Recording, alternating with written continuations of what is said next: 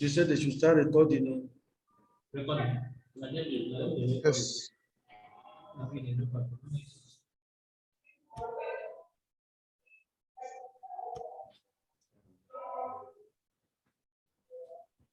So, Say, you know, we make a record. This No, you are not going to record. You are not the one to record. You are the one to record. You are telling me to ask the host to give me permission.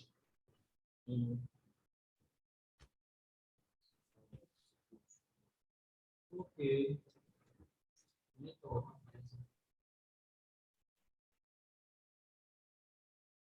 so I'll go back to, we'll start from the first principle using the point importation. Then from there, we'll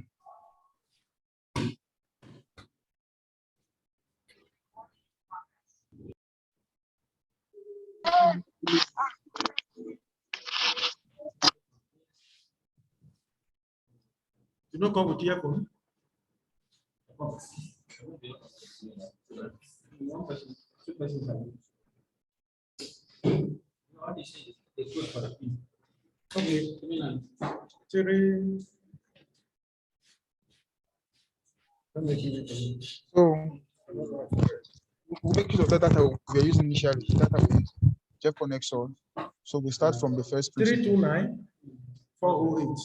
Start from the first principle, from the point importation. From there, we'll create our, after we're done with the computation, we'll create our surface. After the surface, we draw our alignments. After that, we'll draw our profile. After our profile, then we'll create an assembly. After an assembly, then we'll create a corridor. After that, we'll create a corridor surface. After that, we'll now draw a typical cross section and done for the class. So we go through the step-by-step approach on how to get to the beginning to the end. So the first thing we started with Jeff Connection, so our survey data. I'm opening. So I said I copy this Control A, say Control C, Control N, a new sheet, and I say Control V, and I pasted. So the next point, of course, to now save this or set folder in the CSV comma delimited. So I will go to File, I'll click Save As, then I'll browse. I'll save on my desktop.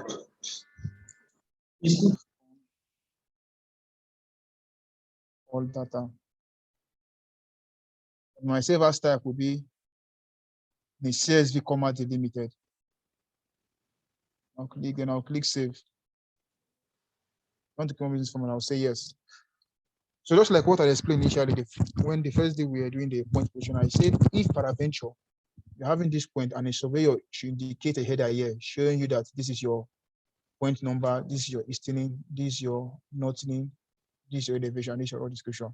If you should have like header here now on this header, the title header, and you try importing the point, you show that there's a you see this header as a different entity.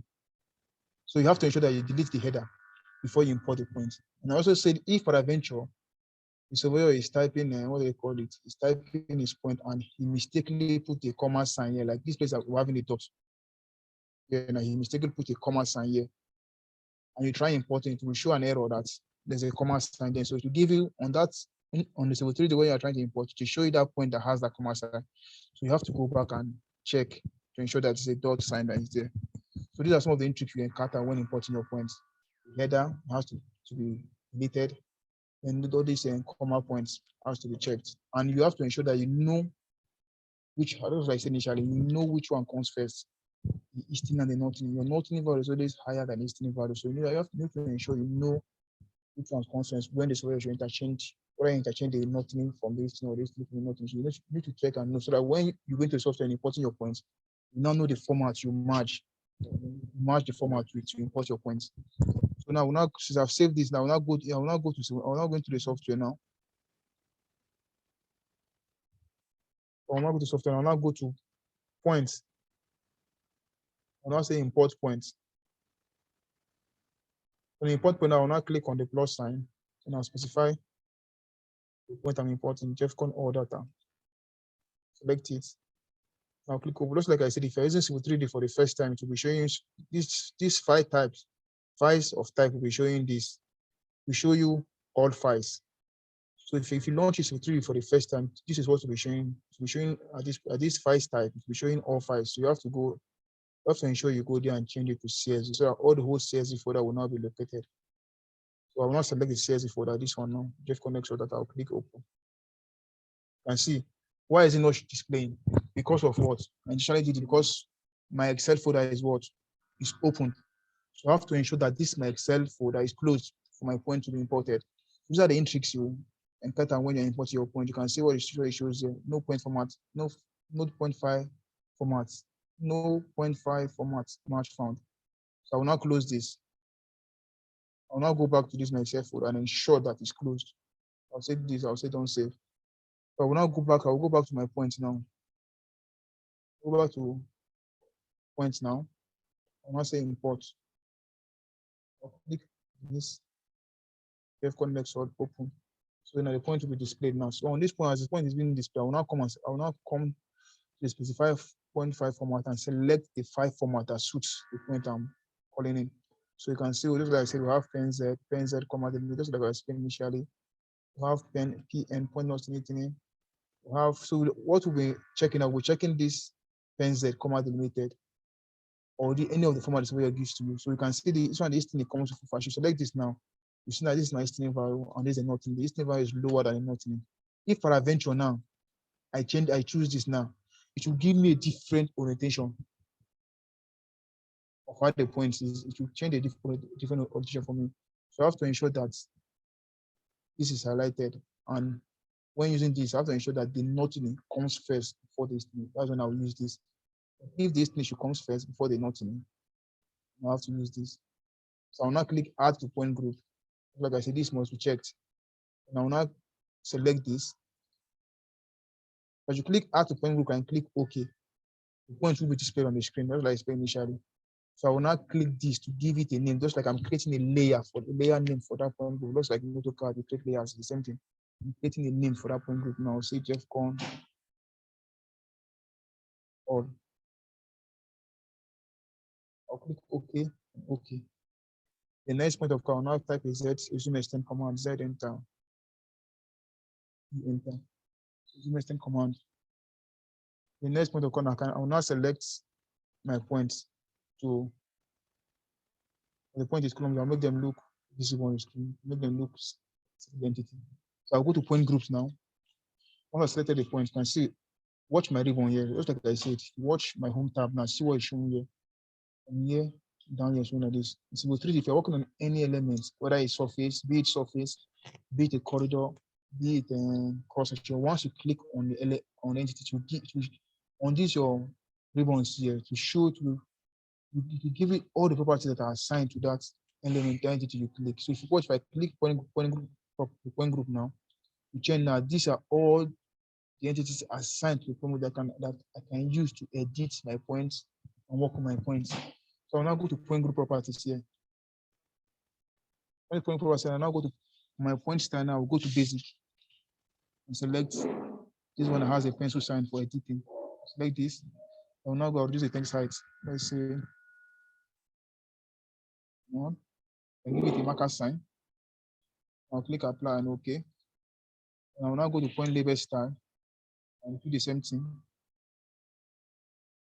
Now, on my point description, description, I'll click here and do the text height as well. 1. And I will go to point number, same thing 1. And I'll go to point elevation, same thing 1. And I'll click apply and OK. And I'll click apply and OK. So you can see the has now been separated. Has now reduced the text height. So the next point of call now, I'll now go to surface. Create my surface now. My surface now, select my surface. I can see this surface, this surface. I can say, I'll select my surface now, select the surface. I'll right click and say create surface. I'll say create surface. Once I say create surface, now it takes me to this point. You can see this name now. I can start to change my surface name or leave it at default. So I'll leave it at default. I can have to give it EG or give it a name, the surface name, Victor surface. So let's just leave it at default. Let me put Victor surface here. Vic surface. So if I put Vic surface now, I will now click OK. I'm not changing anything. I'll click OK. You can see it has now created the box sign. I will now expand the box attached to the surface. And I will expand the Vic surface. Now you can see the name of the surface, Vic surface 1. I will expand the Vic surface. I will expand my definition. So once I expand the definition, I will now go to point group. I'll now right click on the point group and say add. So this add, I will now select the whole data. This data, I will now click apply and OK. Hello, Ebon? Ebon, how is it now? So I will now check. You have anything for me? So I will now check. This is my first click now. So I can now go back to my self folder now and say, okay, I want to fit out the center line. That's like so that I can use the center line to draw my frontal alignment. So what will I do? I'll now say Control A. I'll now go to a tool and say called sort and filter. Sort and filter. So I'll come here now on the last column. I'll select all, and I'll choose the center line data.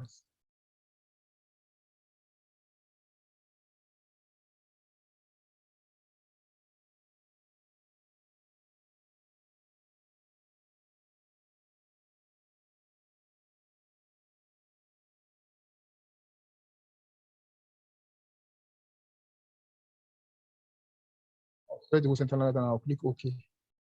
Once I click OK now, I won't save it. I won't save the center line data on this Excel workbook here. I have to copy to a new Excel workbook because if I should save, it will be indicating that if I save now, the whole data will still be showing. The whole data will still be showing on the save item I did. The only thing I just hit them. I hit the other entities and make the center line to be visible. So I will now copy this. I will say Control C. I will say Control N into a new sheet, and I'll paste this Control V. So I've now pasted this one into a new sheet. I will now go to File, and I will save as my desktop with the name JeffCon. So my save as type, I'll go to CSV command limited as well. I'll click JeffCon CL. I'll click save. Yes. I will now ensure I close the Excel folder. Don't save. I will now go back to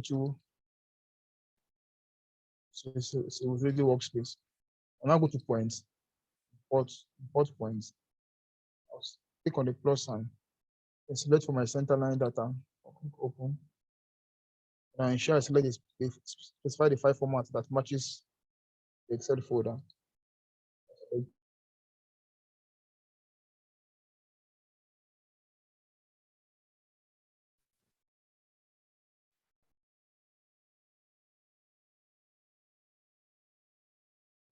I will now add point to point group again. So once I add point to point group, I will not give my point group a name now. I'll select this as I've added this. I will now come to this and give it a name, create another layer for it again, the center line layer. I want to say JeffCon. I will now click OK. I will now OK. It will now bring a command showing that a duplicate point has been detected. You want to say click or click OK, showing that the point already exists. Okay. Once I'm done with this, now importing my points now. The next point of call, I will now select my surface now. I can go to surface properties here now. You can see now as I select the surface, now I can see there is showing in the home tab is showing the whole ribbons here. So once I select the surface now, all the home tab will change to the properties that are assigned to the surface here now. The edits, add labels, all for the surface. I will now go to surface properties here now. Click on surface properties. So now surface properties now. I'll now go to surface style and do border only. I want my border. I don't want the contours to be displayed. I'll click apply. Okay. If I'm done with that now, then I can now collapse this now. Next one to call now, I will now go to my point group. I will expand my point group here now. I say I have the Jeff Center, I have the Jeff Center. So this one is showing that what the one that is active is what Jeff Con. This like a bulb sign showing that this is on, is active. The whole data is active here now. So I'll select this now, the points, Jeff Con data, all right, click, then I'll go to properties. On that properties now, we'll now go to my point style. I'll make it to be none, no display. Then my point level style, I'll make it to be none, and I'll click apply. I just want the center line to be displayed for me on the screen. If I've got the center line now, the next point of call now, I will now do my what? My horizontal alignment. So I will now pick, as I said, I will pick a line. I use a line as a guide. I'll click on the cocoa points, drag down. I'll see if I should go like this, I'm going outside the center line is already established. So I can drop this here now. Next point of call, I will now come to this side again. I'll pick a line. I'll take this. Just like I explained the last time, if I'm clicking on this point now, like this, I click like this, I click like this. What it entails is that I'm inputting multiple curves on the road. So Civil 3D will see those points of intersection as two tangents meeting at a point and trying to introduce a curve for me there. Which I said, if you're doing a road design based on the federal manuals, I advise you to let your curve be at least minimum, I think 750 meters. You have a curve on your road based on their manual. You go to the manual, minimum 750 meters. Have a curve. Not at those proximity you're having a curve, but if it's a terrain, an undulating terrain that warrants to put curve, you just have to put a curve and then indicate with the road signs that there are curves that are traveling towards this and going towards Enugu as is. You see those roads here that will have those multiple curves, or the roads to be beside like that. So you have to just indicate that there are curves at that, multiple curves at that ring. So the drivers will now be conscious that they reduce their speed on when they are transiting, when they are entering the course. So be cautious about that. But if it's a terrain that is as straight as possible, yes, you have to just try and avoid multiple curves. But design a road, if the terrain is straight, try as much as possible to in federal road, try as much as possible to create a curve. So that the drivers will be conscious that if they're driving, you know that at this location there are curves, they're not when they're driving. If you're having a straight tangent all through, and they might some will just slip off on their steering. But once they are curves, they will be cautious of there's a curve at this location, so they will reduce their speed. So I will not take this and go down. I'll drop this at this point in drop this in now. Just like I said, if you are doing drawing the horizontal alignment, it can have 3 or 2 points that passes through the one the center line is already established on sites. You can have like 2-3 points that touches the line. You're okay with it. If you are doing the horizontal alignment, we normally adopt the principle of line of best fit when we are doing a linear graph and simultaneous line equation graph. In those days, that's the same principle we adopt when we are doing alignment too. So you can have 2 or 3 lines that touches the line. You're okay with it. Just try as much as possible to follow the and paste the center line. So now, what will I do? I will now extend this. I will now say extend. Select this line, then I'll just click and extend this to hit it. So the next part of code, I will now trim this off. Not trim it, and I will now delete this and delete this. So if I've done that now, looks like I explained, you're having like 25 kilometers of road and having just one color, one layer using drawing alignments. Next part of corner you do now, you just have to select the line, right click and go to properties and just give them a different color. Why will we give them a different color? We're giving them a different color so that when we are now applying our polyline on it, we can be able to snap at those points where they intersect. So if I'll pick my polyline at the next point, I'll now select this now. This this. And I'll take this to the end here.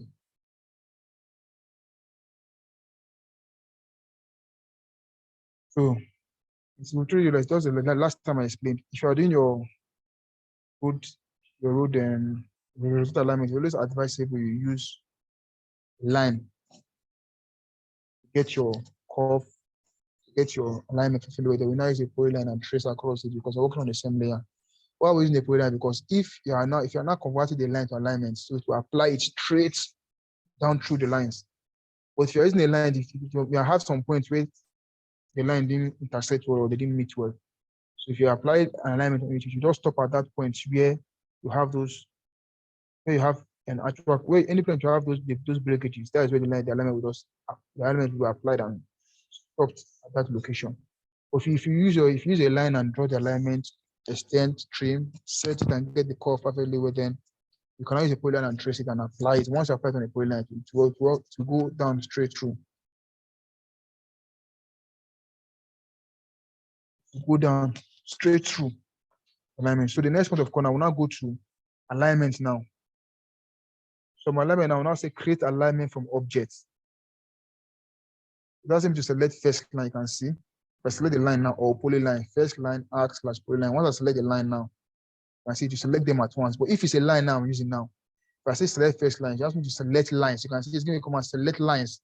I will now start to go and be clicking out those lines one after another, one after another. But once it's a polyline, to highlight the whole line from the start to the end, regardless of the distance of the road. So if I've selected this now, next point I will now press an enter key. It will give me a direction where I want my channel to start from. If my channel is starting, my road is starting from here, I will accept. It's starting at this point. I'll click a reverse to reverse the command. So, but I'll press enter to accept. Once I press enter to accept, the next point of corner is I will now go to alignment name. You can see this in the alignment name. I can change this to road 1 now.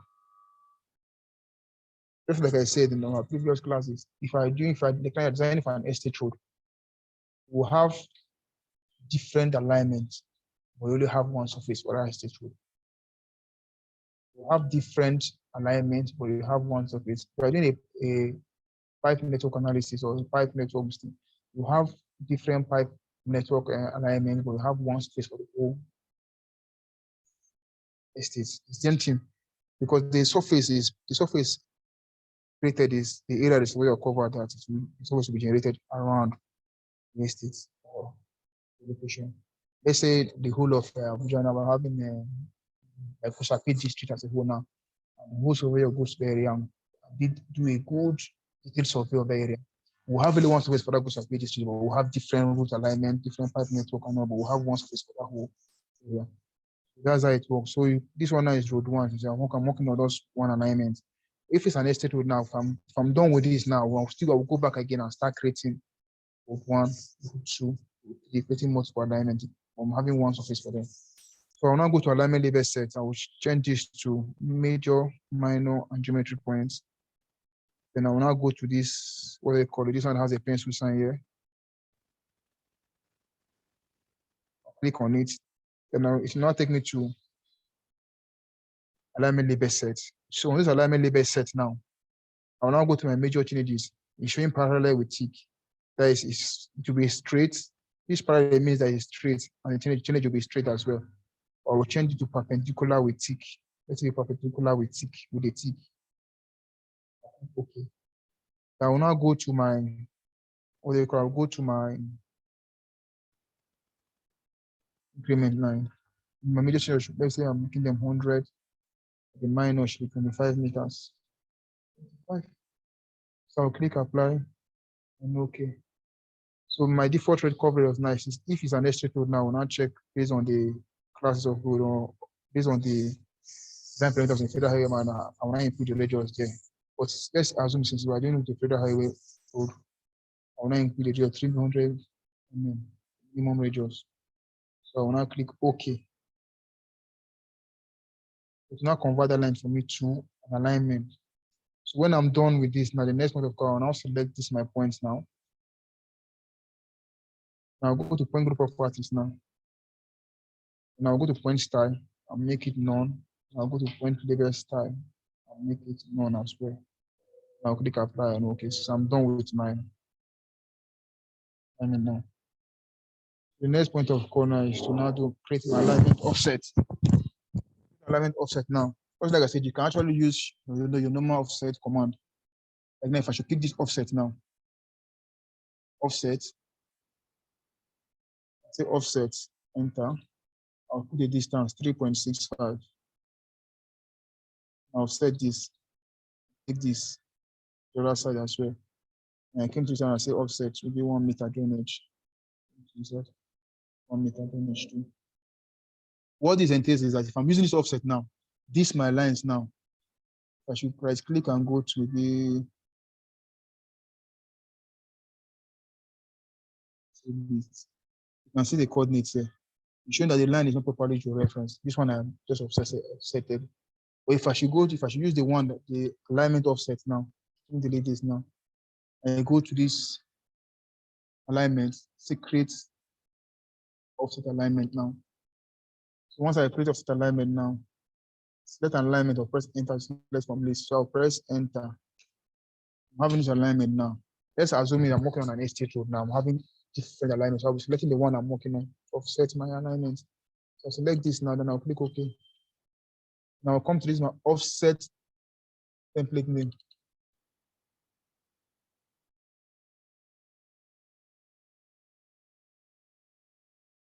Now I'll type CW RHB. I want to input my distance now to be 8.65. This one as well, 8.65. Now click OK. So it will be down, it will offset automatically for me. The next point of corner, I will now click OK. I'll go back to alignment here again and say create offset alignment. I'll select an alignment. I'll press enter from list. So this one is showing me carriageway 1, carriageway 2, but I will select the road 1, that's the center line alignment, to take my reference from there. I'll now click OK. So this is showing 3.65, so I'm offsetting a drainage of 1 meter. So I'll now add this to be 4. This to be 4. I'll now click OK. The next point of corner, I can now decide to offset my, what do they call it? I'll now do my offset on my right of way, 5 meters from center line. I'll now do this offset and so once I'm done now, the next point of corner is I will now select this my surface now. I will now go to what? I will now go to profile. Let me do my profile. I'll go to profile. I'll say create surface profile. This surface profile now is I'm having road 1 here now. I'm having road 1 here now. So on this my road 1 here now, I'll now select Vic surface here. I'll click add. So once I click add, I'll now click draw in profile view. So this place we're having this road 1 here now. If you're having multiple alignments, you'll be creating them. Select the road, the surface, and drop the profile on the screen. The same thing. So I'll click draw in profile view now. I'll just click create profile view straight up. And I will drop my profile. I'm not showing my existing ground the way it's on the meeting. So this is my existing ground now. So just like I explained initially, if for adventure, I'm throwing this my center line alignment and it goes outside the boundary, the TBM, the surveyor established outside the area is established. Because these are my TBMs, and it goes outside the area. Like now, I take this now. I drag this outside like this now. Watch now. You see, if you go to the profile now, you see that on this place, well, it's showing that there's no elevation data captured. Showing there's no elevation data captured. So if you are doing your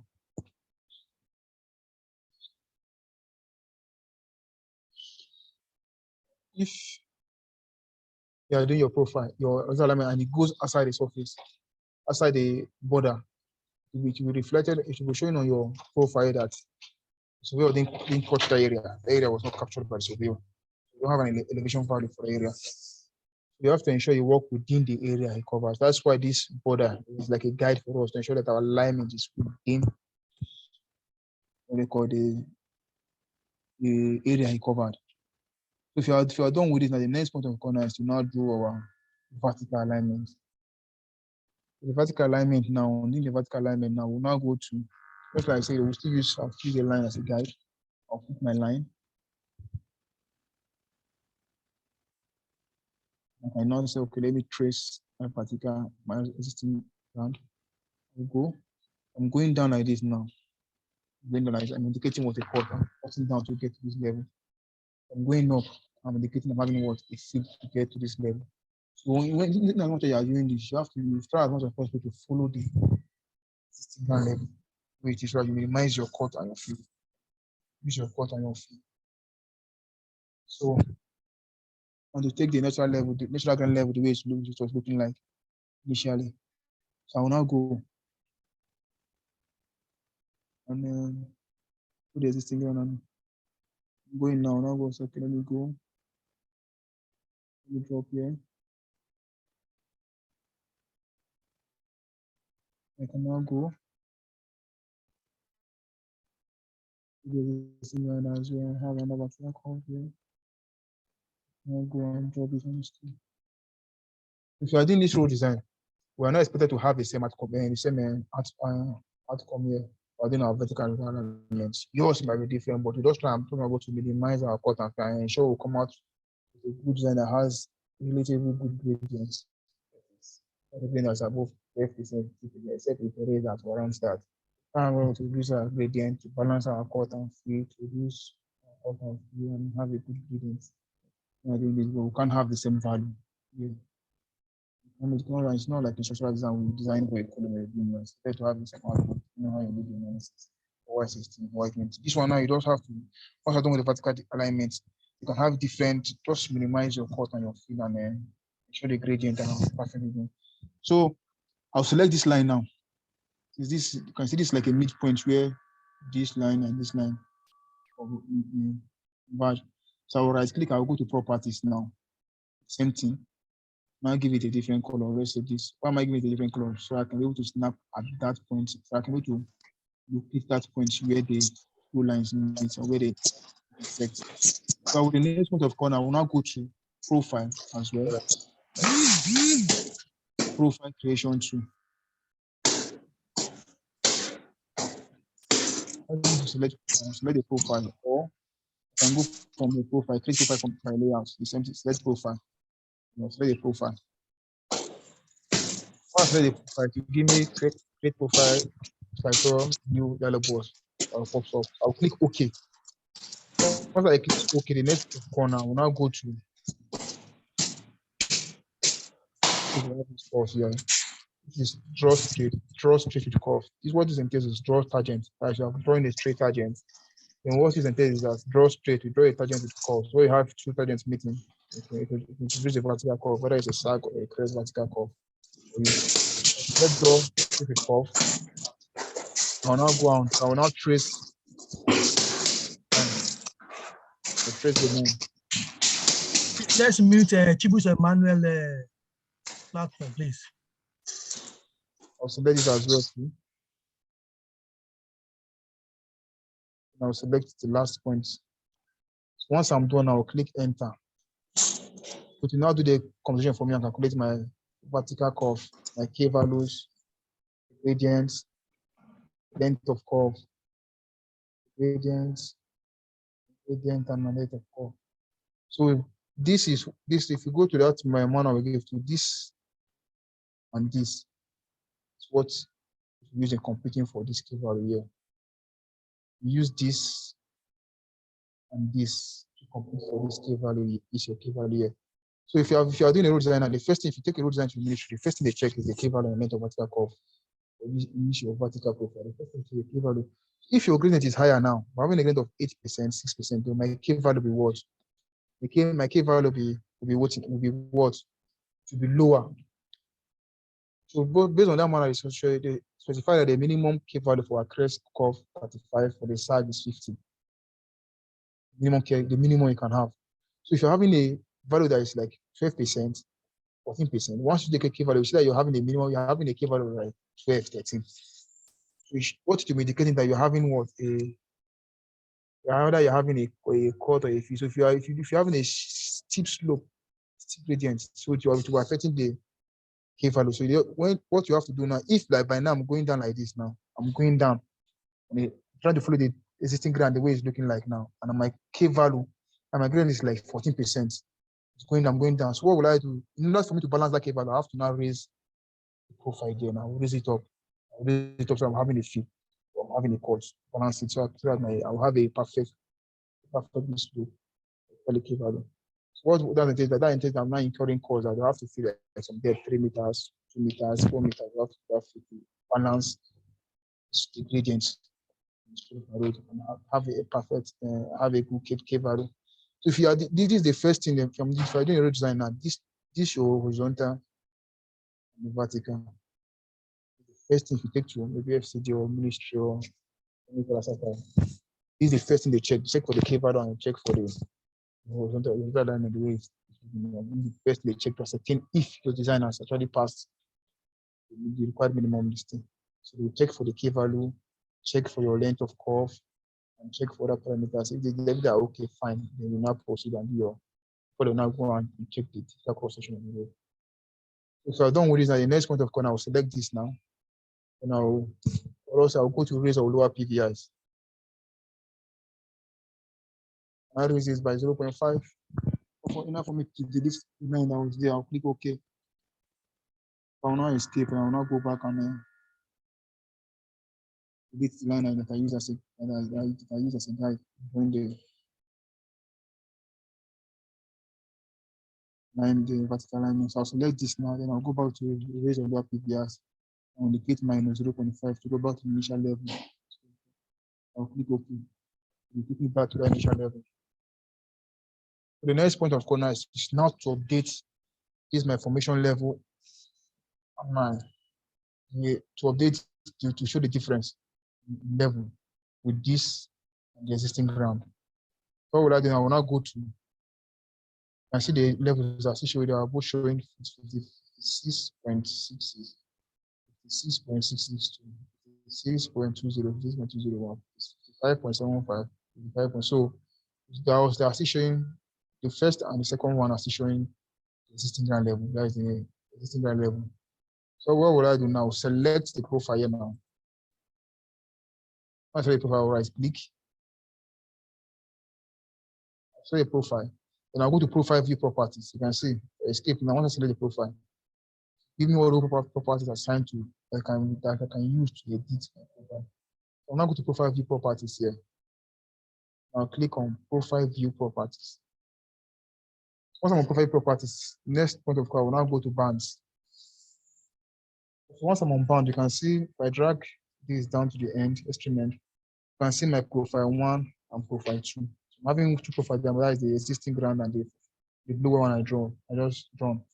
So they are both showing big surface, indicating that they are representing what the existing ground level.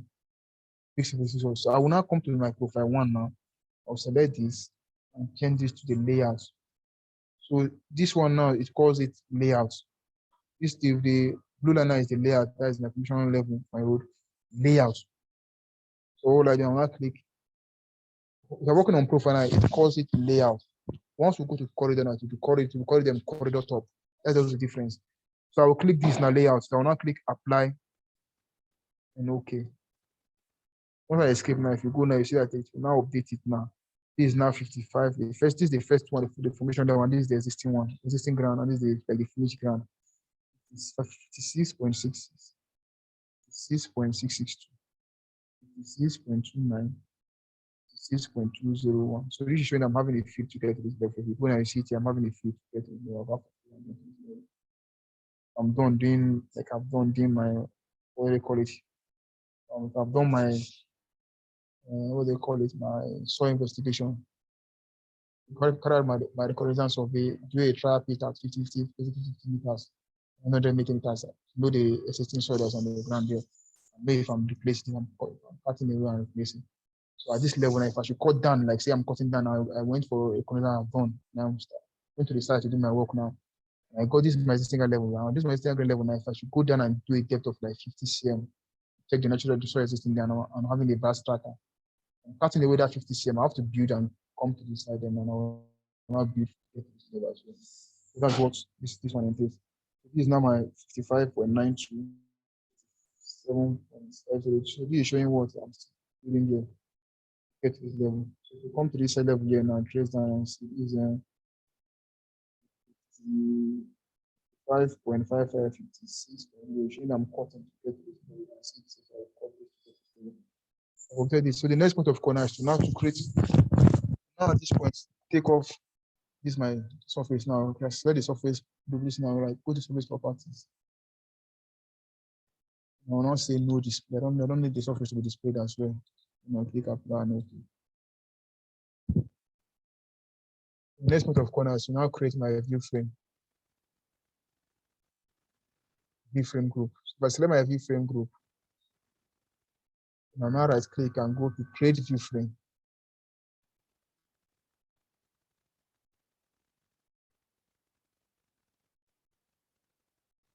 Once I create the next point of corner, I will now go to sheets. Just like I explained, you might have, before you create your view frame, you might have done your sheet settings here. To send to you already. I've created your sheet and your sheets. This is my pen and profile sheet. Created them. Put a title block. Name, give your title block a name, design bar, and create a sheet and store them and save them in a DWT format. Drawing template sheet, DWT. Once I'm done with that now, you now go to view frame now. Right click and say create view frame. So I'll now select the sheet. I'll click on this box sign here. I'll click on this box. So I'll go to where my sheet is being stored and say DWT. I'll select this. I'll click to give me a preview of the sheet I'm calling it. I'll click open. Then I'll now click next, and I'll click create view frame. Also, I've created view frame now to give me. I'm creating what 2 sheets, 1, 2. So you can see this sheet ends at what from 0 to 500. That is 1 to 500. You can see my sheet here now. What is being displayed here? Displaying total sheet from 1 to 500. So I will now go on the scale. I will now go okay. This 1 to 500, and now to start from here again and take to the end. So I will now select the view frame now. Showing I'm creating 2 sheets now. Select the view frame now. The next point of call, I will now go to create sheets. So once I'm on create sheet now, like I said in the last day, I want to ensure that this selection is showing that I choose only the first sheet I highlighted or I selected. So I'll click OK. I'll now say all. So to select the whole, I'll have like 500 sheets I want to create. So select the whole the whole view frame group there. The whole view frame group will be selected. All the whole view frame group will be selected. The next one of course, I will now select all layouts in current drawing. Or not all layouts in one new drawing, all layouts in correct so to create the whole sheet at once. Let's all layouts in correct drawing.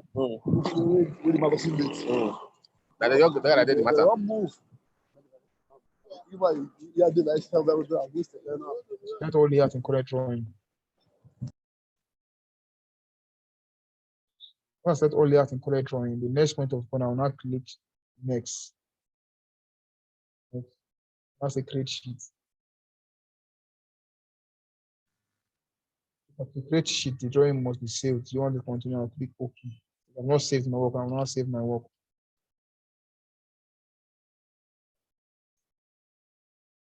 You now click save. It will now give me a cursor sign. Select profile view origin. Now drop it. Watch as I'm dropping it now. Watch on this my layout tab here. To show on this tab here now. To show the sheet created. What I drop now, hit it down there. See that I've created a chain, I've created 2 sheets. So first the green box and you can see 2 sheets. So watch it down here now. And shown that I've created what 2 sheets. So if I'm having like 500 sheets I've created, you just take time, create the whole sheet once. The next point of corner, I say I'm done with this now. The next point of corner is now to do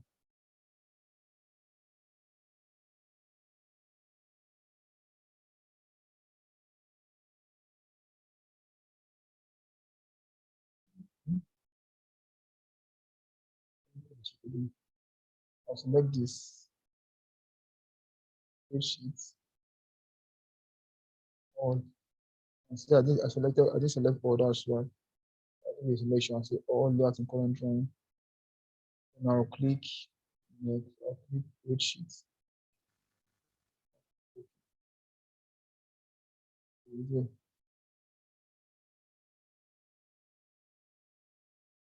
I can now drop the sheet.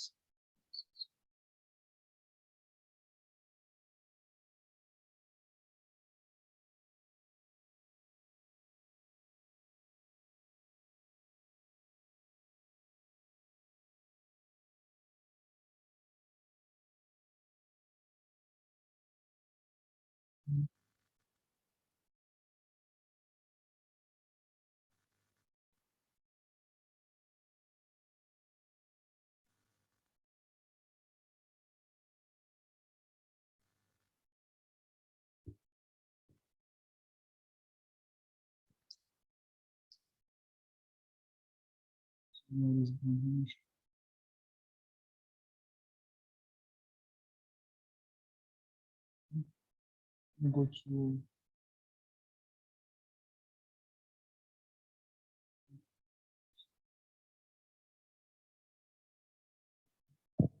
know why this thing you're not showing. You can see. Let me show you something else. See, I was just trying to check. It was not showing my elevations values here when I created the sheet. So what caused it was that when I clicked this my view frame, create view frame. When I selected this create view frame and I went to create sheet, you can see the one I'm on the profile I'm working on. The profile I'm working on is showing VFGC W1. I'll come here.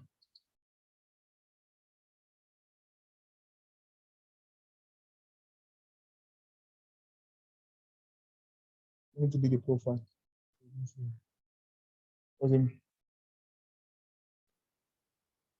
I'll go back to VFrame, right click and say create VFrame. Where I got it, I came. So when I came to alignment, I showing CW. I will change this now to road 1. I'm not working on the carriage. I'm working on my center line elements. That's where they are looking from. So I'll now go to sheet. The sheet is there automatically. It's there already. So I will click create view frame.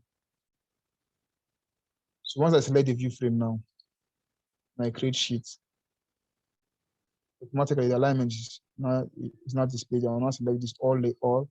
I'm not layout in current drawing. I will now say create sheet. Okay. Now I will drop my sheet here.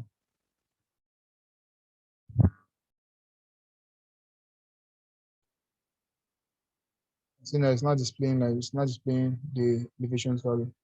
I'll now do a region command, RE, region. I'll select it. Now regenerate for me. Update it. So I will now go to my sheet now. Take a look. These are my sheet and then these are my sheet. So the next point of call now. So I've done this now. I will now go to. I will now do a control S, a save command. Like I said now, I don't want to bring out my plan and profile view to have a good appearance. You see the finish image, existing level, all ways been said. Just like I said initially, is if you have a drawing, like previous week, if you have a drawing that someone has done using Civil 3D and you like the output of the drawing, you just ask them, please help me with the doing and profile the procession. So you now use it to import the styles and settings of that drawing to match your own drawing, you're doing. So of creating, there's a way you can create it from the scratch, but takes because if you do that today, the whole of today, 2 hours, 3 hours, we'll still be working on that.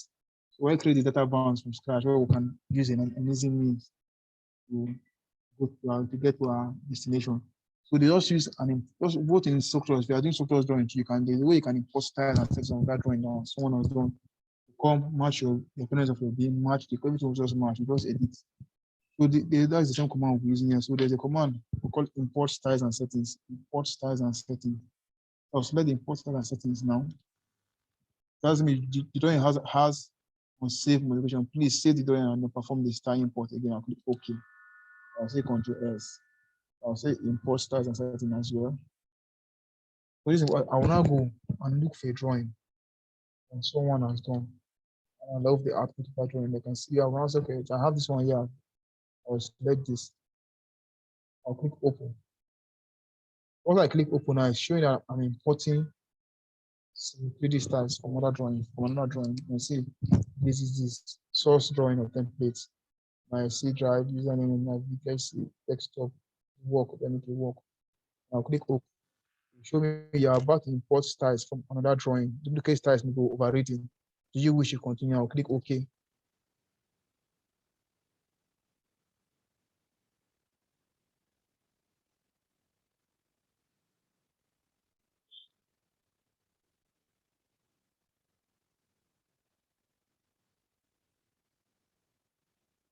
It's important. Nice. You can see you successfully imported 28 styles and 147 settings. 28 styles were imported as a result of being referenced. 0 styles were detected, were deleted. So I'll click OK. My drawing appearance, my profile appearance now will now change and suit the way that the drawing I was importing, the way the styles and settings set. So I'll now select this now. Select this in the profile view. Now I'll now go to profile view properties here now. Yeah, I will now go to import band set. So this import band set now, okay, let's show you. If I'm importing this band set now, click import band set. So once I click import band set, I will now come to this side now and say I'm importing that drawing and save. This is the band set that was usually saved with that drawing. So I'll say this JMK band set. I'll click OK. Once I click OK now, I'll drag. You can see this is my finished ground, this is my existing, and this is my teenage. So on our profile now, the finished ground is the blue, is our layout. The existing is always our software. The interior is the software as well. I'll come to this side here now.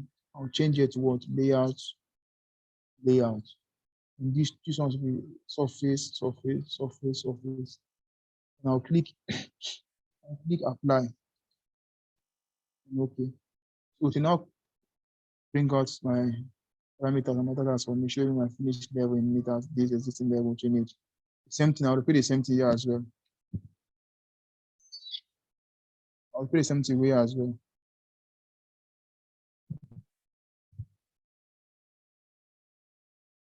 All right, I will go to profile properties as well. Profile properties. And I will go to import band sets. And I will go to this band set. I'll click OK or drag, change the existing. The first one is a finished.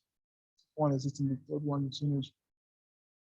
I'll change this one to layouts and this to layout as well. I'll click apply. Okay. It will now be updated.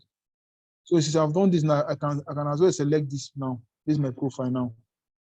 Let me say, okay, let me do this now. Select this. I'll select this as well, the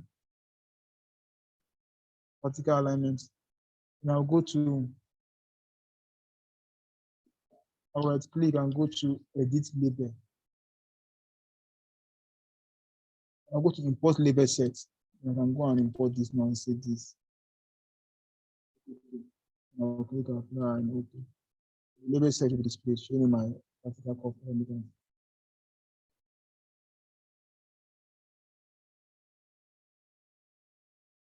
Now can I make my grid visible? Select this now.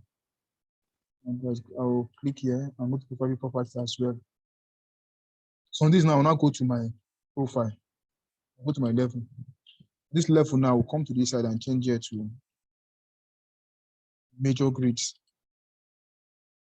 I can decide to increase the height, let's say 35. I'll click apply and OK. the way it's looking like my grid now. Let's change. So I will now select this now. Now I'll go to profile view properties again, or edit profile style. Now I'll go to display. Selected a profile.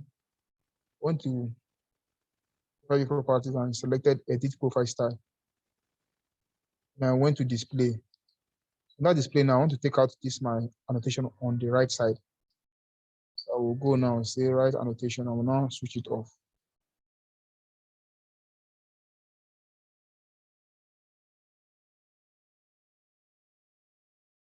I will now close.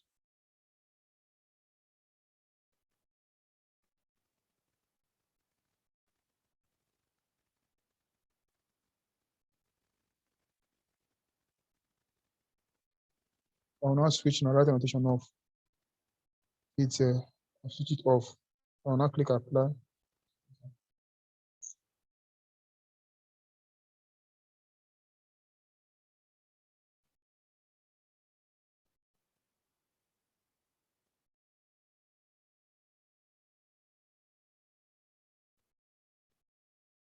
And I'll now click apply and OK. Apply and OK. Now the right annotation will now be now going. So I will not left, I will not be left with the left annotation. So I'll repeat the same thing here as well. I'll select this. I'll go to profile view properties. And I'll change this to major grid as well. I'll increase the size to OK. I'll take this out to 35 as well. And I'll click apply and OK. So I can now select, I'll now select this. Select the red line, my information line, and I'll go to right click and go to edit label. So this edit label, I'll select import label set. I'll go to West Go label, I'll now click this up. Right. Okay. So if I'm done with this now, let's say I'm modifying it now. Let's say I want to modify this now. I want to change this color. I can try to change this color to suit. So I can suit this now. Select this now. Go right click and go to edit band style. So I'll decide to go to band details. So I can decide to, if I go to band details now, I'll go to major changes. I'll now say compose label. So when I decide to, I cannot change this to be a red color to match the one I'm having here. I'll click apply and OK. Now I'll go to minor change. Change it to red as well. I'll click apply and OK. Horizontal geometry. I'll change it to red as well. I'll click apply and OK. And then vertical geometry, I'll come here. I'll change it to red as well. I'll click apply and OK. You see that it should now be, now updated, show me that this red represents what the formation line, this represents now. So if I'm done with this now, I'm modifying, and I want to use this drawing I'm having, I want to save it as a template on my own now. I will now go, so I'll select this profile here now. And I'll go to profile properties now. And I'll go to bands. This place I'm having import band, I will now say save as band set. When I click save as band set, I will now come and give it a name, say Victor band set. Once I click apply and OK, it will be saved as Victor band set. I'll click apply and OK again. So I've saved this now. So I'll now go to this one again. I'll select this. This now. I'll right click and go to edit label. I'll now say save label set.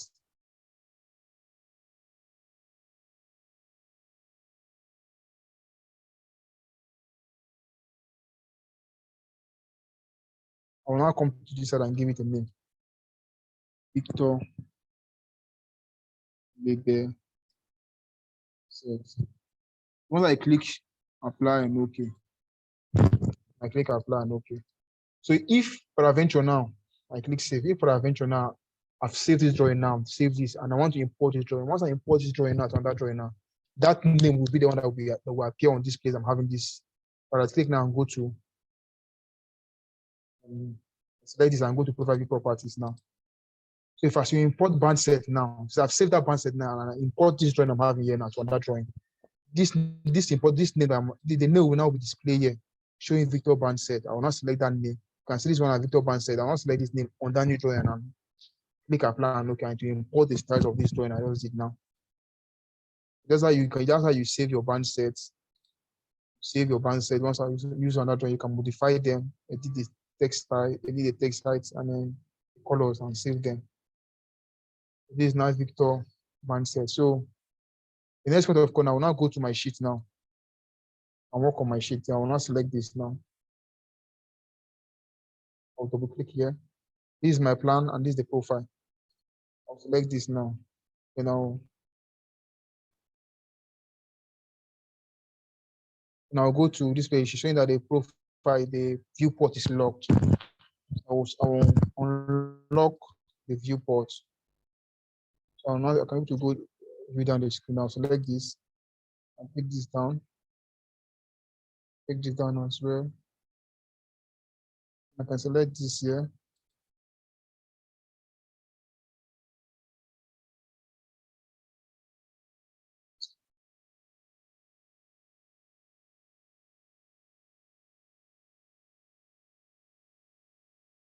I can select this, then I'll go to profile view properties here. I decide to reduce the text height. Now I'll go to levels and reduce my text height, or I'll leave it at default.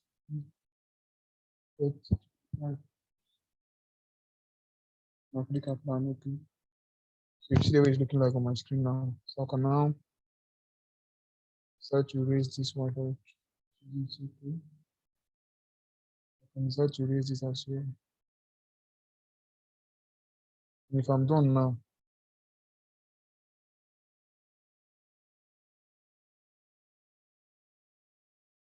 I'll now do is a window zoom command Z. Enter the window. I'll now select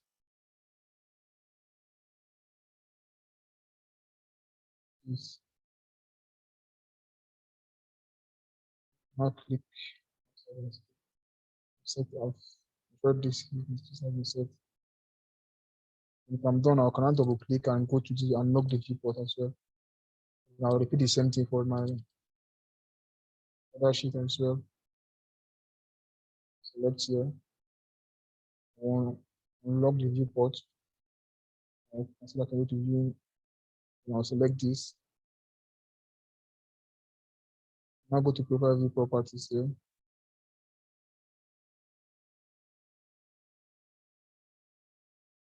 This out to 20. Okay.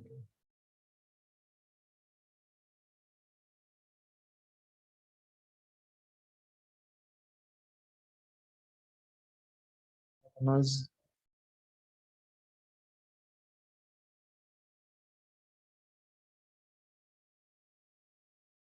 Now zoom on.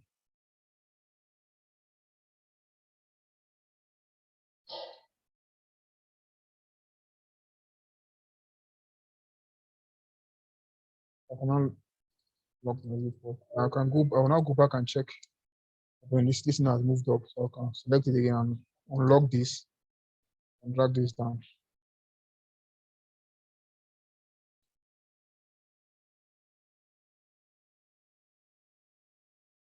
The viewport. I can repeat the same thing as well. Lock this. Lock this. I'll lock the viewport. If I'm done now, my plan and profile now plot. I'll not plot my plan and profile. This plot. I'll go to the PDF. It precise.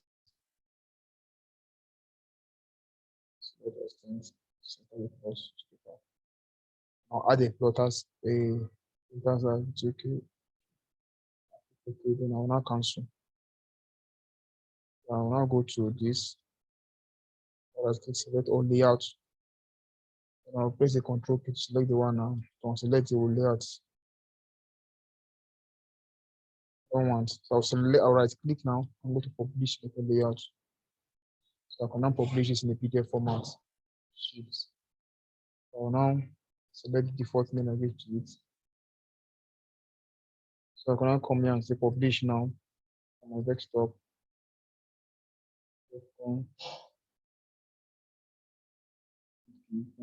And profile.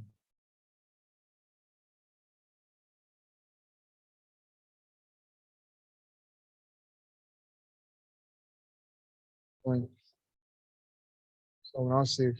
Select. You want to save the current result? I'll say yes. Yes. So,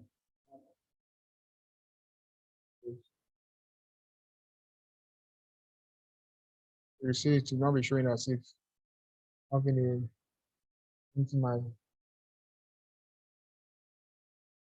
drawing. So it's publish the drawing background. So I will now, I'm done with this now. The next point of corner, I'm done. If I'm done publishing now, the next point of corner is to now start my what? My that goes in my assembly. My regular assembly.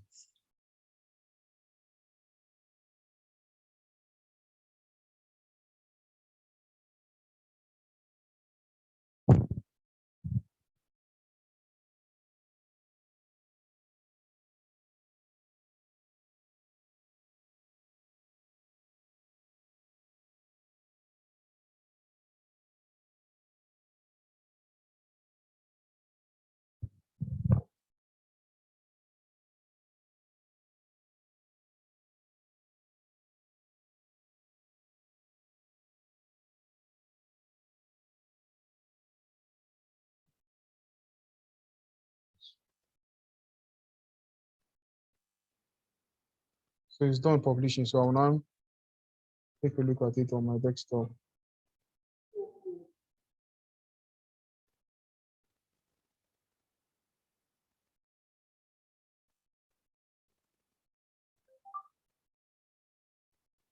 So now this is now my drawing. Sheet 1 and sheet 2. Sheet 1 and sheet 2. So I will now go back to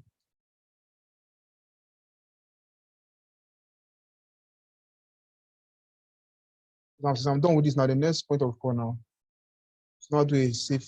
That's what I explained last week. We save, do a 3 save command when we're doing our original 3 save. The first one is the pen and profile.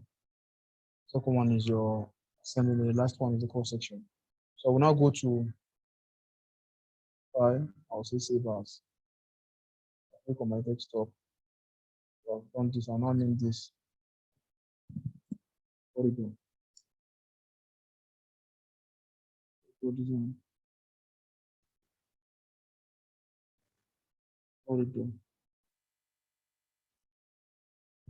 I'll now click save.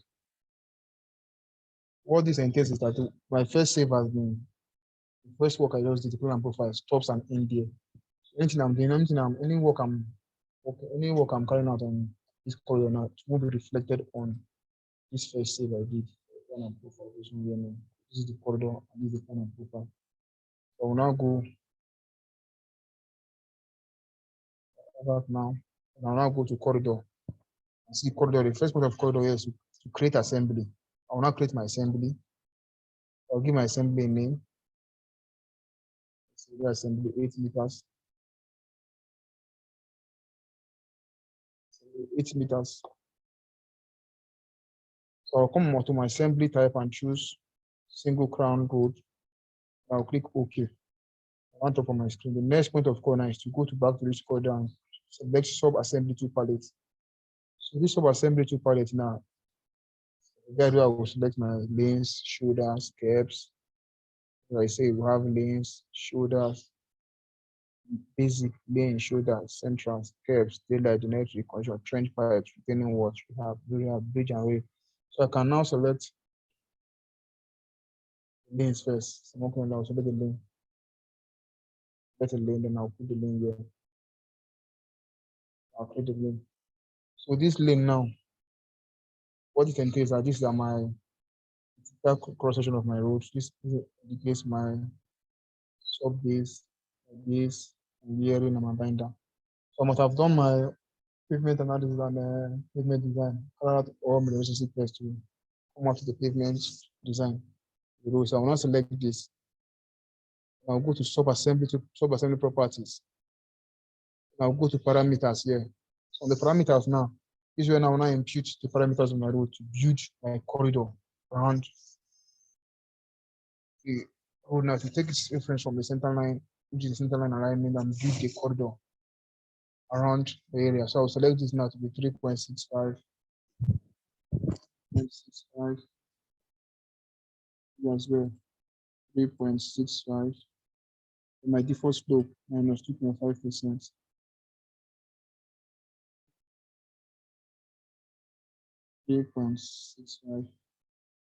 My default slope minus 2.5%. I can now copy this as easy copy. I'll paste this. I'll paste this. Paste this. If I've done my what they call it, my traffic load analysis and my pavement design and color my program, come up with a pavement design that enables that I can determine the depth of my bearing, my binder, my sub base, and all. I want to include the parameters here. Say for the pave one is based on federal highway standard. Pave one is 0.04. This one 0.06. This depth 0.2. This one as well 0.2. I will click apply. Okay. So I've now built my corridor now, my corridor. Corridor. So the next point of corridor, I will now go to corridor here and say create corridor. So on this create corridor now,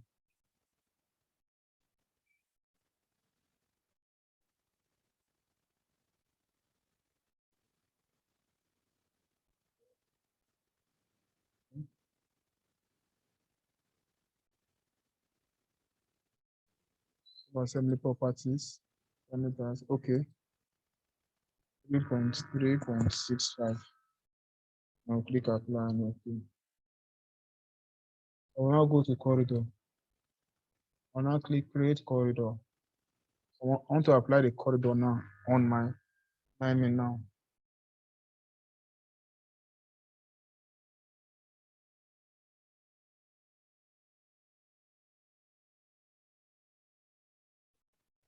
So you can see my alignment is road 1, my layout is layout 1 on my run profile. Then my corridor, you can see the corridor name corridor. Then my assembly now, I'll now give that assembly, this assembly I created. Free assembly, this. Then my target surface will be weak surface.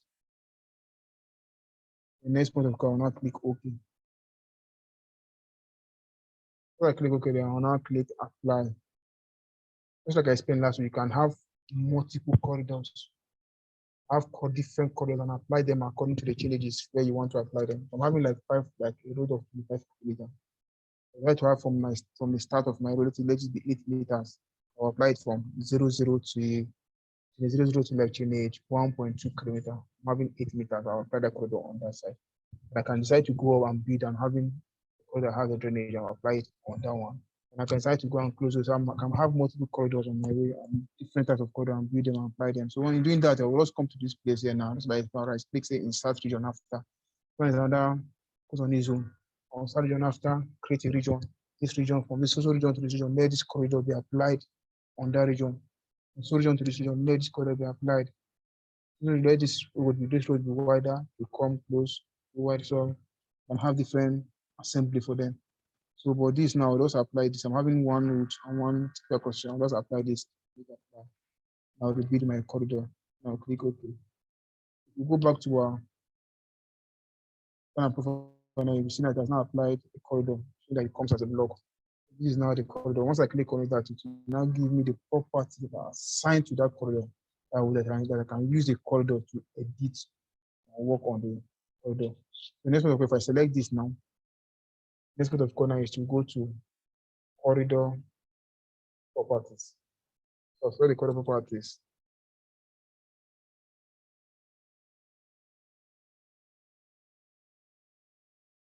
I will now go to this, or I can select this, go to corridor surface, same thing, takes me here directly. So I'll go to corridor surface. So on my corridor surface now, I will come to this place that will have corridor top.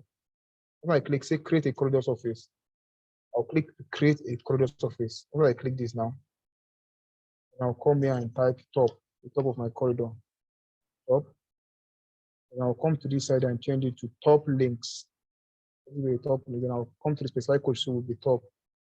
So I have top, top, and top. So I'll now click apply, build corridor, and I'll click OK. So once I go now, it has now inputted the top links for me, which you can see by this triangular sign showing here, this arrow sign.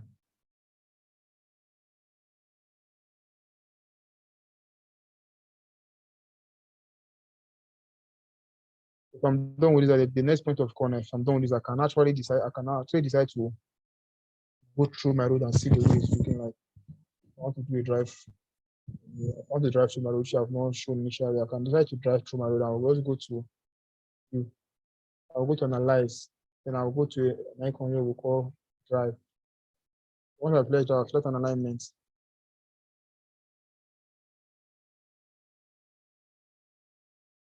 I'll select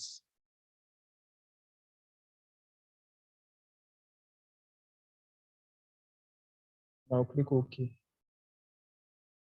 I can now decide to drive through my road and see the way my road is natural, the way my road looking when I'm done. Try to drive and see through. See.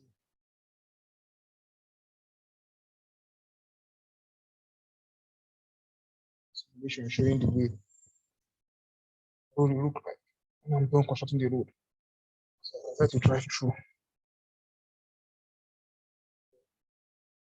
This now.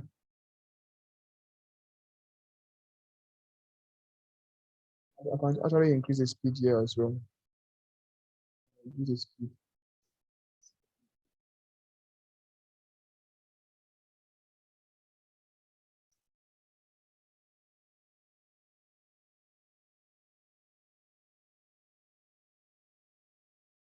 If I'm done now, I'll now press escape.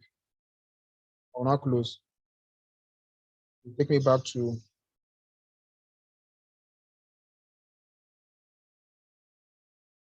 I'll go back to my home tab. Once I'm done with this, the next point of contact, I will now go to sample lines. I'll go to sample lines. So these sample lines now, I'm done with corridor. The next point, I'll go to my section. The first thing is what? Create a sample line. So let's create sample lines.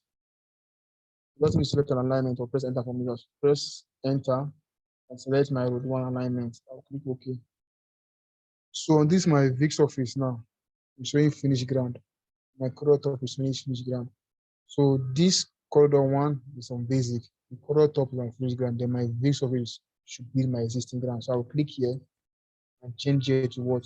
Existing ground. So I'll click OK. I'm not having my surface. So that's what I said. My surface is always my existing ground. On the plan and profile, the finished ground is called layout. Why on the corridor, it is called the corridor top. The corridor top is my finished ground. So I'll now select finished ground and this basic, existing basic and finish. I'll click OK. So I click OK, I'll now come to this idea now. Have a drop-down arrow and say edit SWOT width for group. I try to make them my left lane width 4, one as well 4, or I try to make it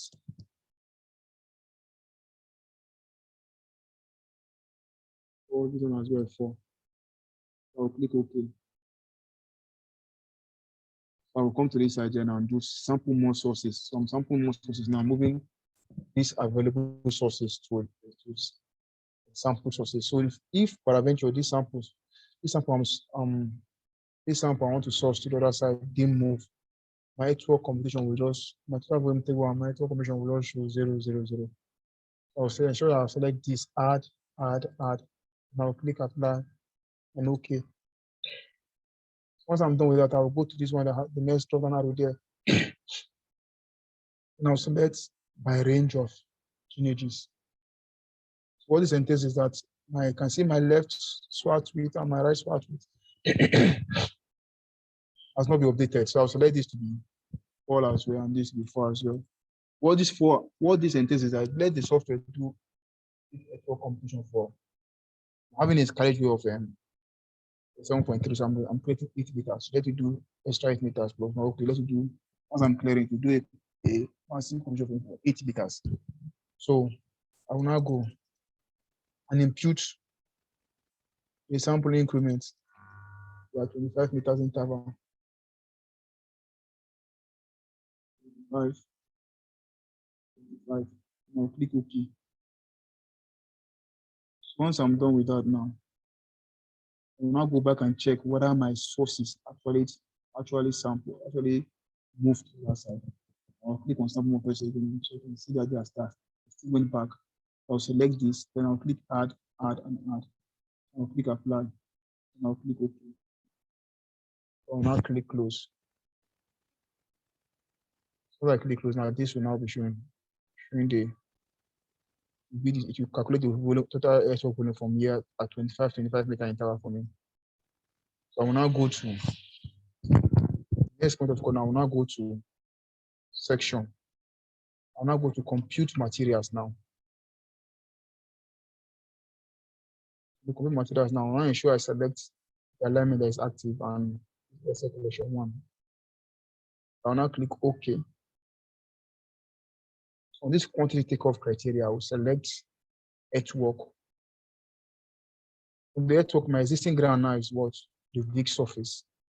And my datum is the corridor top of my road.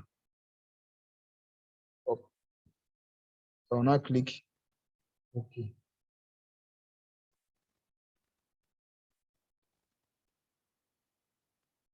So I'm done. I'll now go to section again and say add table. This time around, I'll add total volume table for the total earthwork volume. I'll click total volume table. So I'll now click OK. I'll now drop my table. It will now give me the total volume table for my cumulative field volume, my cumulative hot volume for the road.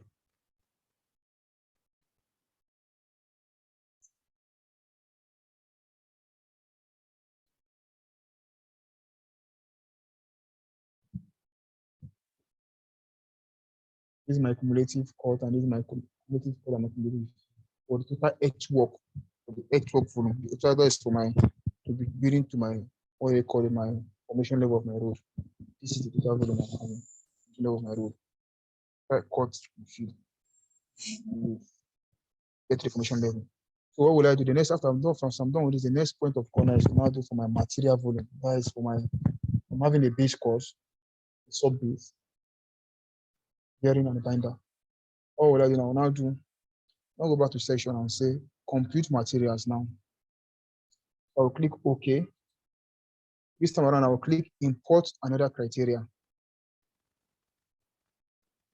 Then I will choose material list.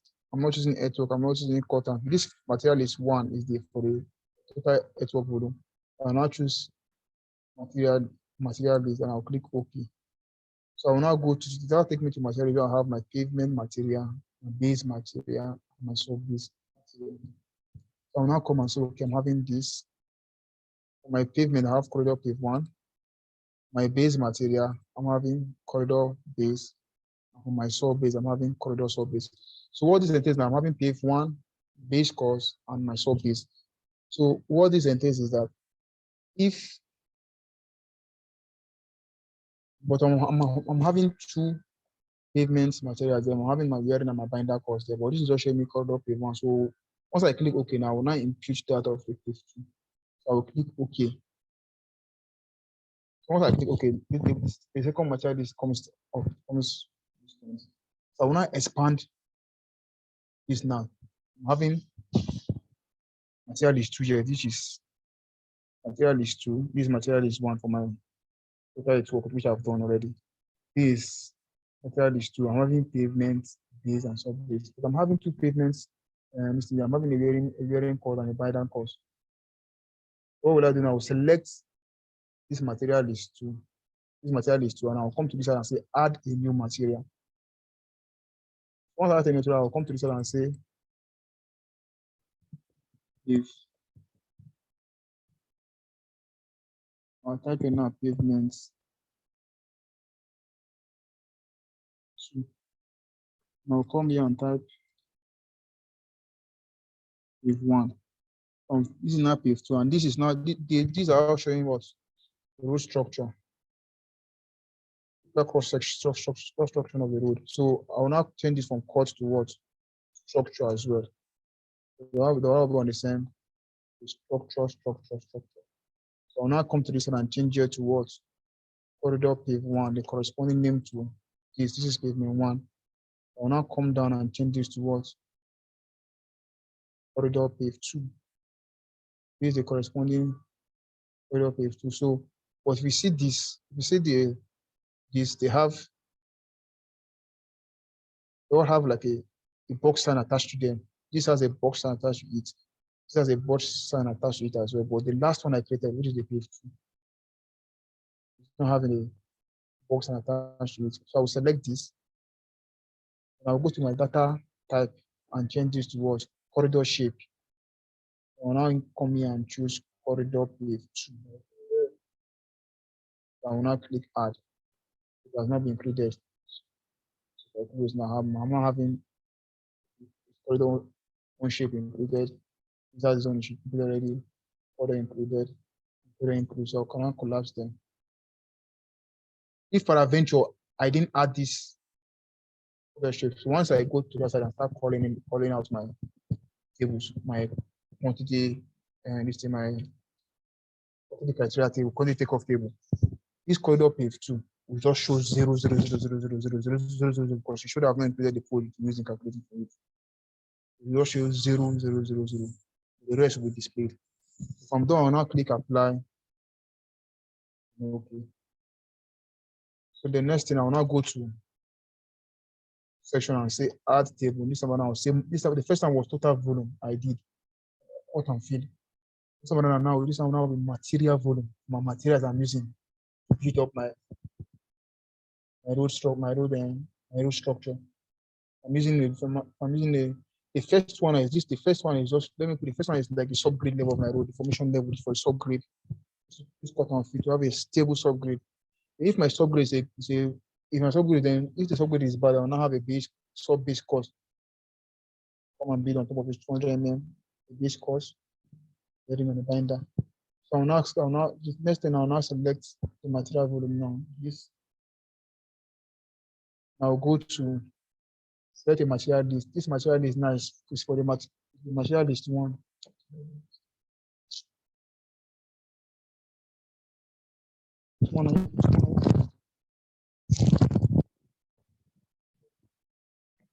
Select the material list. Then I'll come to this side here now and select material list 2. Material list 1 was for my, what do they call it, for my total volume table, which I've dropped already on the screen. So I'll select material list 2, and I'll select a material, which is my pave 1 now. I'll click OK. I will drop on the screen. Pave 1. So this is my pave 1 material. And I'll go back to section, add table, material volume. I'll come to this side again and choose material list 2. Select pave 2.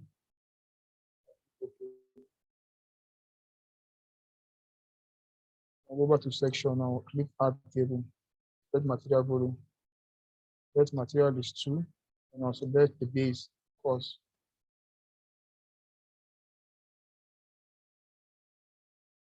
I'll go back to section, add table, material volume, which material list 2. I'll select the sub base. So these volumes are all in cubic meter. This one, if you calculate the length for the pave 1 now, for the pave 1, if you calculate the length of your road by the width, multiplied by the thickness, you have the total volume for your pave 1, again made in cubic meter for the asphalt. And the same thing, the length, width, that is the length multiplied by the thickness, you have that for your base course for the pave 2, which is 60 mm, 60 mm. The next one is the saw base. You're having 200 mm, the length, the width of the road, the length and the thickness. You have the volume for that one. And the next thing for the last one to 200 mm times this, you have the volume for that one. Then you now convert them and do them, multiply them by their, pay them in tons by specific gravity and on.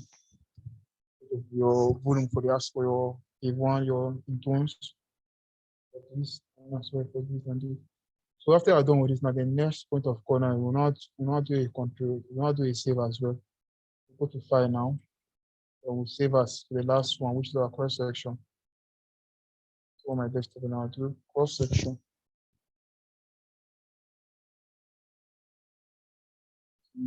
Cross section.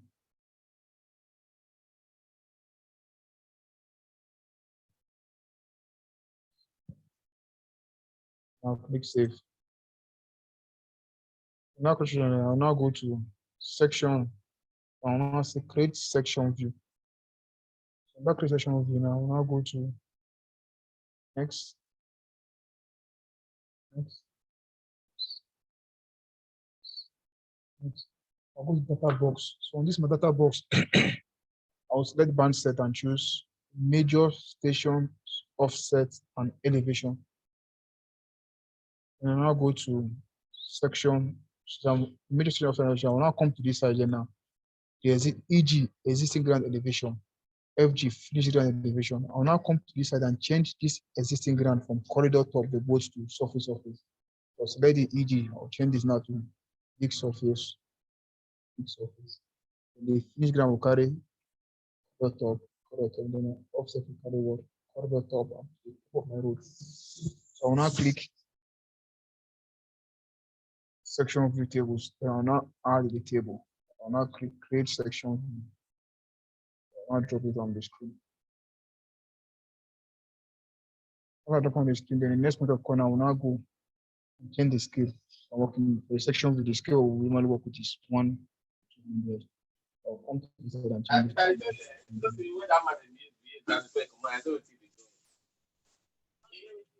So I'm here now in this point of corner.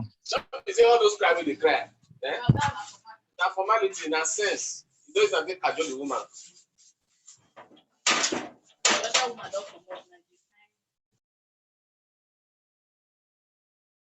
So I will now select the profile, the section view now. If I click this, I'll now go to section view properties and say edit section view start. Section view, I'll start from information. I'll go to graph. I see my scale is reflecting here 1 to 200. And I'll go to grid. And I'll ensure what is on the right is the same thing as on the left. I'll ensure this is 0 as well. 0. I'll go to my title annotation and ensure this is 3.5.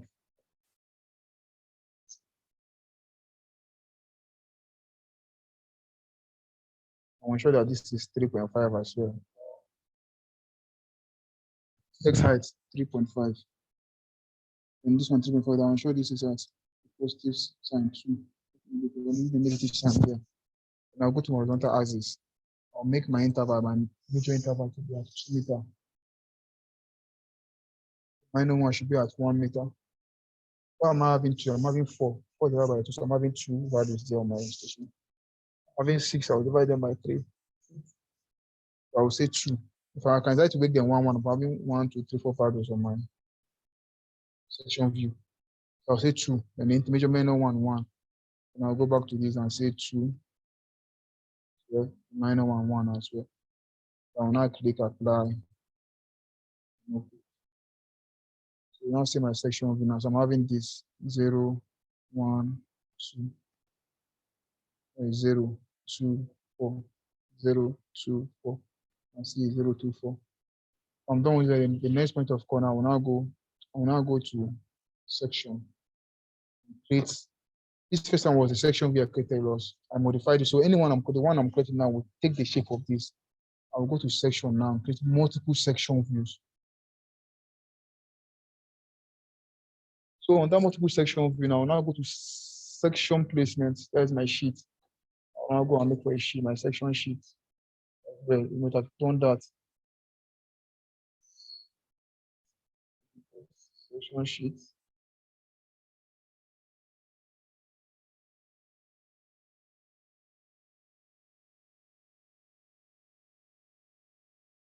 These are my section sheet now. Select this. Sheet, all different sheet, different scale. Select this. Now click open. Display here. A1, main section sheet 1 is click open. I will now click next, next, next, next. I will now go to the data boxes. I'll come to select a band set as well and choose it to be major stations of certain elevation. I'll come to this and select this ground elevation. I'll change it to this surface. I'll click next. I will now add a table and I'll now click create section view. So I'll now find somewhere on the screen and drop the multiple section. So the multiple section will be now created. What would I do now? I will now select this now. This is like a view frame, creating the sheet. I'll select a view frame here now. So if you now right click and go to edit group plot style. I'll now go to gap, which is also pages.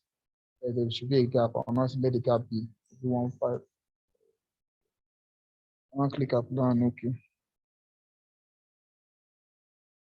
You see the sheets now. So this is the gap. I separated the both of them now. What will I do now? The next point of call will now do. I'll now select this now. It's a create sheet. Let's go to create sheet automatically. OK. So watch down here now to go update down here. Section sheet, 2 sheets created. Section sheet 1. So click down here now, you shut down 1. Section sheet 1, section sheet 2. I can now close this. I'll go to my section sheet. You can see the scanner. I'll now select my viewport. I'll unlock my viewport.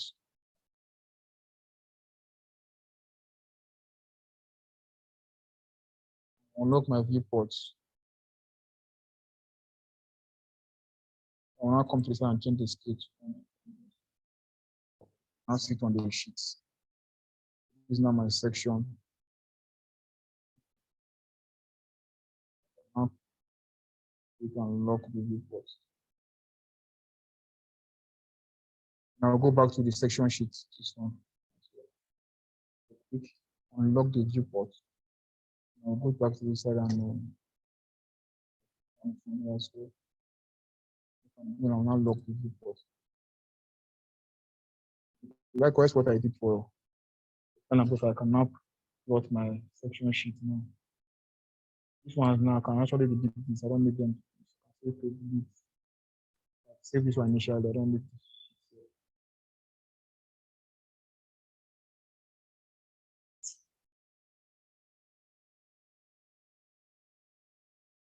Get this as well.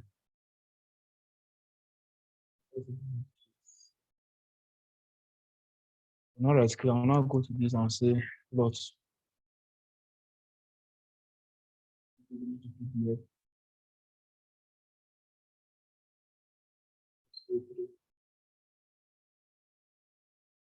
Extends. Add a plot name. Okay. I can now click cancel. Now right click and say select all layouts. I can now come and hold down my control key and select the layout 1 and layout 2.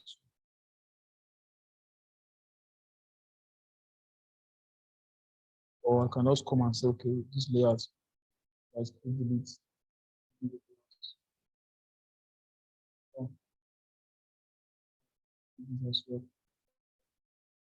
We're having this layout right now.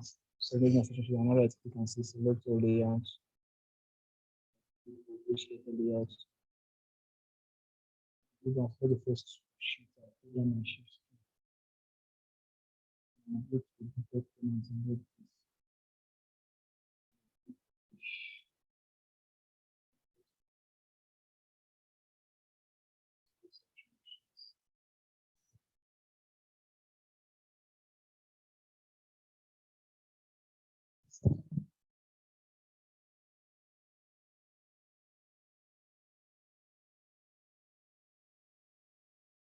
I can now select this.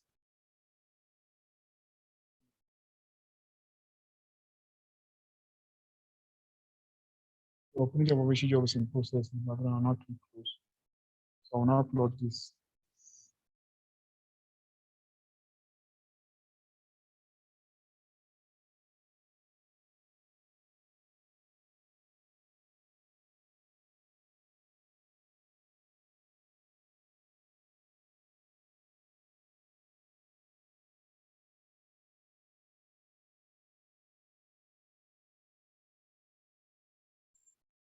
It's publishing.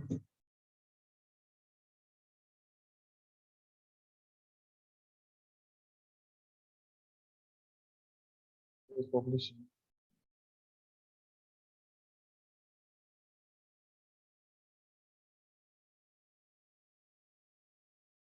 You can see now put and publish job completed. No errors or warnings found. So I'll click close. I will now minimize this. Go to my section. This is now my section sheet. So this is also basic preview of what we have been doing this last 3 weeks. So this is where the road is the last aspect of the road design, your cross section sheet. You can now send this for permitting and submission. If there's any question, you can ask now. Yeah, engineer, morning. Can you hear me? Yes. Hello, can you hear me? Yeah. I can hear you. Yes, I can hear you. Okay, please. How can my question is how can we insert hydraulic structure in the plan and profile? For example, if there is a culvert. Okay, yeah. Or, you can show. Or a bridge. Yeah. You can also indicate that by using.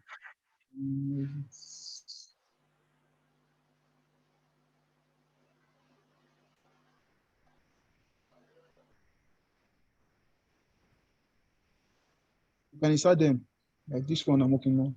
This one here now. Go back to me.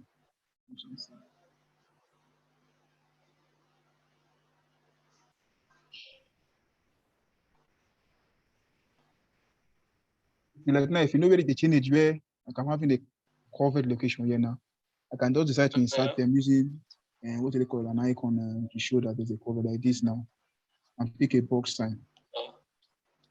I can just draw rectangle. Just draw small and come and divide them. It's a 3x3 box or a 2x2 cell post this. Come.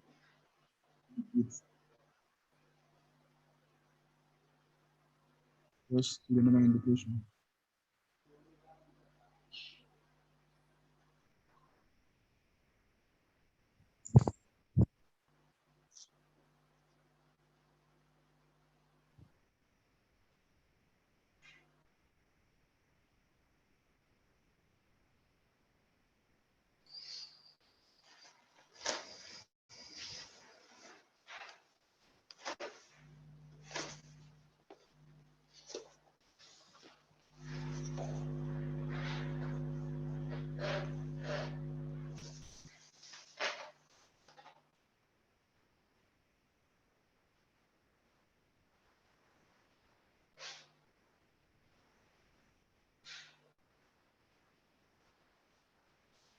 Just pick a legend indicating that this is a covered here. Okay. Yeah. Once I'm done drawing it now, I'll just copy it now and put it at that location where the plan profile copy this. I'll just go and hit it at that point. Since this is a bit large, and I'll place it at that location where I have that covered like this on the profile, and then I can indicate it to the right of that this is a 2x2 in the right of. I can indicate it to show you. If I'm having a circular cover, a ring cover, and pick and also show it. That change where the cover is straight on the profile. And the ring cover. Okay. So if there's a bridge, I will just show the typical drawing showing a bridge at that where they breed, the location where they breed this. You get it there and show it and that thing. So on my plan and profile sheet now, it will be reflected there. Once you print, you see them. You can see it showing here now. It will show on the draw on the sheet once you print it out. That there's a cover at that location and there's a cover, there's a bridge at that location. So once you go to set at that location, you see that you'll be having a ditch there. To show that you have that ditch and all covered and there's a bridge. That's how you. Thank you.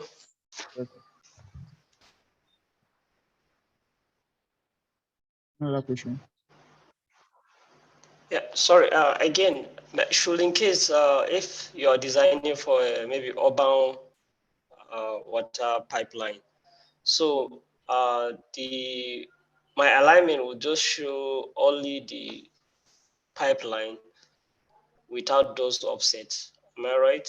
And I'll have my finish level and my existing ground level to show where the pipe. Yeah. Exactly. Yeah. Okay. Maybe other features can be indicated. Maybe some indicated, buildings yes. within the right way and obstacles, any obstacle. Yeah. Thank you. Okay. Okay, good.